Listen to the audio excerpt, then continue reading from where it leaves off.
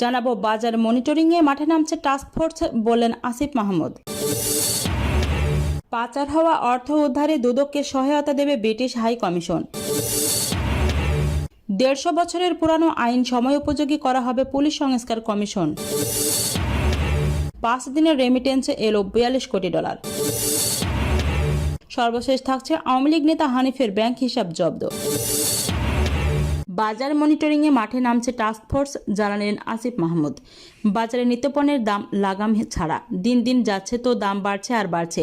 নিত্যপণ্যের দামে এবার লাগাম টানতে যাচ্ছে অন্তর্বর্তী সরকার। বাজার মনিটরিংয়ে টাস্কফোর্স গঠনের কথা জানিয়েছেন যুব ও ক্রীড়া এবং শ্রম ও কর্মসংস্থান উপদেষ্টা আসিফ মাহমুদ সজীব ভুইয়া। রবিবার নিজের ভেরিফাইড ফেসবুক আইডিতে এ নিয়ে একটি পোস্ট দিয়েছেন ক্রীড়া উপদেষ্টা আসিফ মাহমুদ। ওই পোস্টে তিনি লিখেছেন, অনেকগুলো পণ্য ডিউটি ফ্রি করার পরেও সিন্ডিকেটের দৌরাত্মে বাজারে এর কোনো প্রভাব পড়েনি। বাজার মনিটরিংয়ে টাস্কফোর্স গঠনের প্রক্রিয়া চলছে, দ্রুতই মাঠে নামবে টাস্কফোর্স।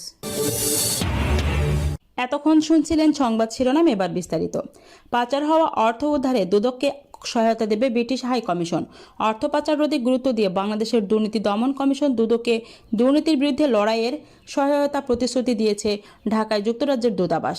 রোববার 6 অক্টোবর ব্রিটিশ হাই কমিশনের 4 সদস্যের একটি প্রতিনিধি দল দুদক কর্মকর্তাদের সঙ্গে বৈঠক করেন।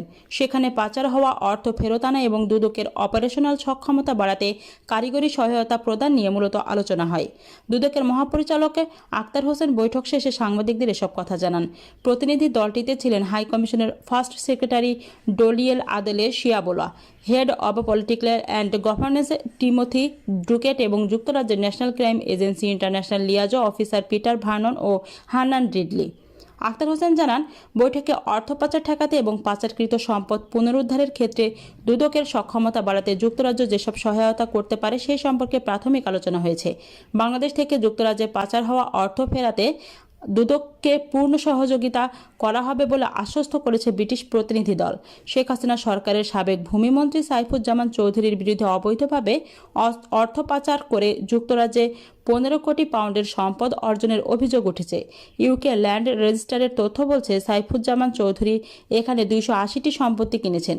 এ বিষয়ে গত মাসে বাংলাদেশি বংশোদ্ভূত ব্রিটিশ এমপি আফসানা বেগম সাইফুজ্জামান চৌধুরী ও শেখ হাসিনা সরকারের সাবেক মন্ত্রীদের দুর্নীতির তদন্তের বিষয়ে জানতে যুক্তরাজ্যের ন্যাশনাল ক্রাইম এজেন্সিকে একটি চিঠি দিয়েছেন। চিঠিতে শেখ হাসিনা সরকারের যেসব মন্ত্রীর বিরুদ্ধে ব্রিটেনে অর্থ পাচারের অভিযোগ রয়েছে সেগুলোর তদন্ত এবং ব্রিটেনে অর্জিত সম্পদ স্থগিত করা, অপরাধীদের আইনের আওতায় আনার আহ্বান জানিয়েছেন। এছাড়া লন্ডনের সাবেক ভূমিমন্ত্রী সাইফুজ্জামান চৌধুরীর যেসব সম্পদ আছে তা বাংলাদেশকে অবশ্যই ফিরিয়ে দেওয়া দরকার বলে মনে করেন ক্ষমতাসীন লেবার পার্টির এই আইন প্রণেতা। জানাবো 150 বছরের পুরানো আইন সময় উপযোগী করা হবে, বললেন পুলিশ সংস্কার কমিশন। পুলিশ সংস্কার কমিশন প্রাথমিকভাবে 150 বছরের পুরানো পুলিশ আইন ও বিধিমালা সংশোধনের উপর জোর দেবে, যেন এগুলোকে সময়োপযোগী ও বাহিনীকে জনমুখী ও সেবামুখী করে তোলা যায়। রোববার 6 অক্টোবর সচিবালয়ে কমিশনের সদস্যদের সঙ্গে বৈঠক শেষে সাংবাদিকদের আলাপকালে কমিশনের চেয়ারম্যান সফর রাজেশ হোসেন এই তথ্য জানান। তিনি বলেন, পুলিশ বাহিনী 150 বছরের পুরানো আইন, বিশেষ করে 1861 সালের পুলিশ আইন এবং 1943 সালের পুলিশ প্রধানের উপর কাজ করে। এই আইনগুলো সেকেলে কোনো বড় পরিবর্তন করা হয়নি। তিনি বলেন, এসব আইনে প্রয়োজনীয় পরিবর্তন আনতে পুলিশ অফিসার, বিশেষজ্ঞ, আইনজীবী, সাংবাদিক সহ যারা এই আইনগুলো নিয়ে কাজ করে তাদের সবাইকে রাখার পরিকল্পনা করা হচ্ছে। সফরাজ হোসেন বলেন, অন্যান্য গণতান্ত্রিক দেশে পুলিশ কিভাবে কাজ করে সে সম্পর্কে আমাদের ধারণা আছে এবং আমরা তাদের চর্চাগুলো আমাদের সংস্কার প্রস্তাবে সুপারিশ হিসেবে অন্তর্ভুক্ত করতে আইনের কোন ধারাগুলো সংশোধন করা দরকার সেগুলো তুলে ধরব। কমিশনের চেয়ারম্যান আরও বলেন, পুলিশ সংস্কারের জন্য পরামর্শ নিতে আমরা সুশীল সমাজ, বিশেষজ্ঞ, মিডিয়া ব্যক্তিত্ব, বিশ্ববিদ্যালয়ের শিক্ষার্থী, শিক্ষক এবং সাধারণ নাগরিকদের মতামত নেব। আমাদের 3 মাস সময় দেওয়া হয়েছে। আমাদের প্রশ্নগুলো ওয়েবসাইটে দেওয়ার পরিকল্পনা আছে, সেখানে অংশীজনরা তাদের মতামত দিতে পারবেন। তিনি বলেন, আমরা নির্ধারিত সময়ের মধ্যে কাজ শেষ করতে চাই। সবার মতামত নিয়ে আলোচনা করার পর পুলিশ আইন আধুনিক করতে কোন কোন ধারায় কী পরিবর্তন করা দরকার সেগুলো নিয়ে সরকারের কাছে সুপারিশ করব। আমাদের একটি ভালো পুলিশ বাহিনী গড়ে তুলতে হবে, যাদের প্রধান কাজ হবে জনগণের সেবা করা, বলেন তিনি। সংবাদ ব্রিফিংয়ে স্বরাষ্ট্র উপদেষ্টা লেফটেন্যান্ট জেনারেল জাহাঙ্গীর আলম চৌধুরী বলেন, সংস্কার কমিশনকে তাদের কাজ করতে সম্ভাব্য সব ধরনের সহযোগিতা আমরা করব। জানাবো 5 দিনে রেমিটেন্স এলো $42 কোটি। চলমান অক্টোবর মাসের প্রথম 5 দিনে প্রবাসী আয় বা রেমিটেন্স এসেছে $42.50 কোটি। এর আগে গত বছর অক্টোবরের 5 দিনে রেমিটেন্স এসেছিল $32.50 কোটি। কেন্দ্রীয় ব্যাংকের তথ্য মতে রাষ্ট্রায়ত্ত ব্যাংকের মাধ্যমে প্রবাসীদের পাঠানো রেমিটেন্স এসেছে $10,80,20,000। বিশেষায়িত একটি ব্যাংকের মাধ্যমে $1,50,20,000 মার্কিন ডলার, বেসরকারি ব্যাংকগুলোর মাধ্যমে $30,02,00,000 এবং বিদেশি ব্যাংকগুলোর মাধ্যমে এসেছে $14,80,000 মার্কিন ডলার। উল্লেখ্য, গত সেপ্টেম্বর মাসে ব্যাংকিং চ্যানেলে $240 কোটি রেমিটেন্স দেশে এসেছে। আগের বছরের একই মাসের তুলনায় যা $107 কোটি বা 80.22% বেশি। গত 2 মাসে ভালো প্রবৃদ্ধির কারণে চলতি অর্থ বছরের প্রথম প্রান্তিকে রেমিটেন্স বেড়েছে 33.33%। এই বছরের সেপ্টেম্বরে আসা রেমিটেন্স গত 4 বছরের মধ্যে একক মাসে প্রবাসী আয়ের দিক থেকে দ্বিতীয় সর্বোচ্চ।